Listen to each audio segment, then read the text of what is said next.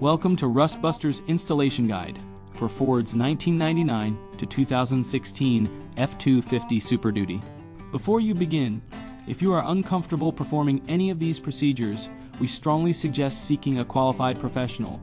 Make sure you have all required tools and utilities and follow all manufacturer safety precautions. Step 1. Disconnect the vehicle's battery. Inspect for fire hazards such as leaking fuel lines or engine components. Repair or remove any hazards before starting this repair.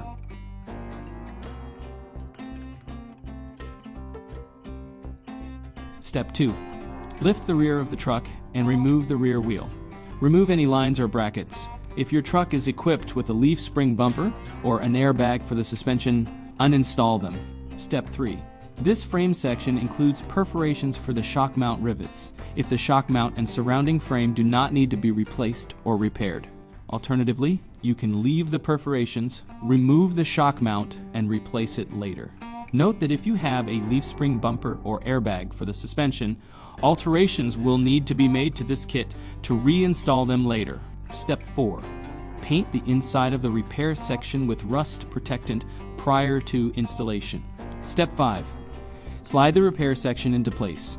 Use the frame holes to align it, then clamp it to the rail. Following proper welding procedure, tack weld the section in place. Remove the C-clamps, then finish welding. Weld all edges fully. If you remove the shock mount to replace it, weld up the perforation lines now. Step 6.